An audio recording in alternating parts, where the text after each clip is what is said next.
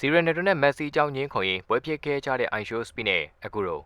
စီရနယ်ဒိုရဲ့အမာကန်ဖန်တူဖြစ်တဲ့အိုင်ရှိုးစပီနဲ့အာဂျီတီးနားလက်ရွေးစင်ဟောင်းအခုတို့ကတော့မက်ဆီနဲ့စီရနယ်ဒိုအကြောင်းပြောကြရင်လည်းပွဲဖြစ်ခဲ့ပါတယ်အိုင်ရှိုးစပီဟာရောက်လျာနေရာထဲမှာစီရနယ်ဒိုနဲ့မက်ဆီနဲ့ဦးထဲမှာဘယ်သူပိုကောင်းလဲဘောလုံးတိုင်ဝမ်နဲ့ပတ်သက်သူတွေရောအပြင်လုံးကသူတွေကိုပါအမြဲမေးလေးရှိပါတယ်အခုလေကမ္ဘာကလပ်များဖလားပြိုင်ပွဲဖြစ်တဲ့မက်ဆီပါဝင်ကစားနေတဲ့အင်တာမိုင်ယာမီအသင်းနဲ့Egypt က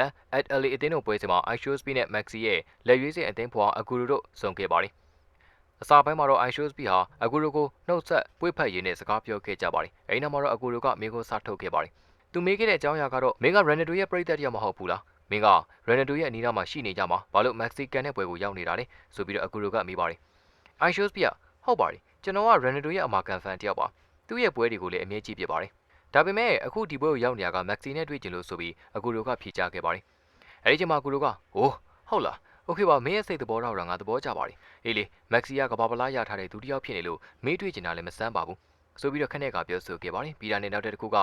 အကူတို့ကအယုတ်ဖြစ်ကိုထပ်မေးခဲ့ပါတယ်အခုပြန်ပွဲမှာ Ronaldo မပါဘူးလားအသင်းပေါင်း32သိန်းတောင်ပါတာဆိုတော့ Ronaldo လည်းပါမှာပေါ့ဆိုပြီးအကူတို့က Ronaldo မပါတာကိုသိလျက်နဲ့ Aishosby ကိုမေးခဲ့ပါတယ်အဲဒီချိန်မှာ Aishosby ရဲ့မျက်နှာကညှိုးနှမ်းသွားခဲ့ပြီးဖြေးစရာဖြေမရှိပါဘူးဒါပေမဲ့သူပြန်ဖြေခဲ့တာကဟိုး Ronaldo လားသူကပေါ်တူဂီနဲ့ဥရောပဖလားကိုရယူထားပြီးအနားယူနေပါတယ်တဲ့အခုတို့ပြန်ဖြေခဲ့ပုံကလည်းဥရောပဖလားမဟုတ်ပါဘူး UEFA Nation League ပါဒါပေမဲ့လည်းအဆင်ပြေပါတယ်ဆိုပြီးတော့ပြန်ပြေခဲ့ပါတယ်ကစားသမားတွေနဲ့တွေ့ဆုံရမှာသူကကြီးအမြဲမေးခွန်းထုတ်လေးရှိတဲ့ Aishosby တအကူတို့နဲ့အတွေ့မှာအကူတို့ရဲ့မေးခွန်းတွေအောက်မှာဖြေမဲ့ခဲ့ပြီးမျက်နှာကလေးပုံမှန်မဟုတ်တဲ့အခြေအနေတွေနဲ့တူတိမ်ငယ်ပေါ်ပေါက်နေခဲ့ပါတယ် Aishosby ဟာစီရနယ်ဒိုရဲ့တကယ်အကြီးစားဖန်တူဖြစ်ပြီးစီရနယ်ဒိုရှိတဲ့နေရာတိုင်းကိုအမြဲတမ်းသွားရောက်လေးရှိတာပါ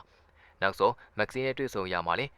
မင်းတဲ့ Ronaldo ကပိုကောင်းကြောင်းအမြဲတမ်းပြောလို့ရှိပါတယ်ဒါပေမဲ့လည်းဒူဆန်အန်ဖို့ကောင်းတာက Aishosby ရဲ့လက်မှာ Maxi ရဲ့တက်တူရှိနေတာပါAishosby ဟာသူ့ရဲ့ညာဘက်လက်ကဝင်တာမှာ Maxi ရဲ့ကျောင်းနံပါတ်10နဲ့နာမည်ကိုတက်တူထိုးခဲ့ပါတယ်ဒီတက်တူက2023ခုနှစ်လောက်ကတည်းကဖြစ်ပြီးတော့နောက်ပိုင်းမှာတော့ Aishosby က Maxi ကိုမုန်းတီးသူတို့ဖြစ်လာပါတယ် Maxi ရဲ့တက်တူကိုသူဘာလို့ထိုးခဲ့လဲမသိနိုင်ပါဘူး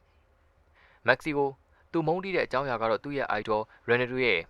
မဟာပြန်မဲ့ဖြစ်နေတာလေတခုပါဝင်ပါAishosby ဟာ e-football game တွေမှာပရိသတ်တွေစတင်သိရှိလာတာဆိုပေမဲ့လည်းတကယ်တမ်းမှာ YouTuber နဲ့ rapper တယောက်ဖြစ်လေကျင်းလဲခဲ့သူပါဒီကနေမှတစ်စင်ဘောလုံးပရိသတ်တွေကြားတဲ့ထဲထဲဝင်ဝင်ရောက်လာပြီး Ronaldo ဟာသူ့ကြိုက်ဆုံး idol player တူဖြစ်လာခဲ့ပါတယ်ဒါအပြင်မှာခြေစမ်းဘောလုံးပွဲစဉ်တွေမှာနာမည်ကြီးကစားသမားတွေနဲ့တွဲဖက်ကစားခွင့်ရလာသလိုလက်ရှိနောက်ဆုံးအချိန်တွေမှာတော့ကမ္ဘာကောင်းဆုံးဘောလုံးသမားစုဘလုံးတော်ခန်းသားတွေမှာပါတက်ရောက်ခွင့်ရရှိခဲ့ပါတယ်။ Aishosby ဟာသူဘလောက်တန်မာကြောင်းနဲ့သူ့ရဲ့လှည့်မြန်မှုတွေကြောင့်ပြန်ကားမောင်းနေလာမှုတွေမှာခုံကျော်ပြခဲ့တယ်လို့ကဘာပပီးကျော်မော်လာပါတဲ့မင်းကလေးတွေနဲ့ dating ပြုလုပ်ခဲ့သေးတာပါ။ YouTube မှာ subscriber ပေါင်းတန်း40ကျော်ရှိတယ်လို့ Gaming Network မှာလည်း follower ပေါင်း4သိန်းကျော်ရှိနေတဲ့သူပါ။ Aishosby ကိုပရိသတ်တွေသဘောကျလားမုန်းတီးသလားဆိုတာတော့သူဟာ Maxi နဲ့ Ronaldo ကြောင့်မပြောဘူးဆိုရင်သဘောကျသူတွေပိုများပြီမဲ့လေ Maxi နဲ့ Ronaldo ဘယ်သူပိုကောင်းလဲ Maxi fan တွေနဲ့မကြာခဏပြဿနာရှိသူတို့ဖြစ်ပါတယ်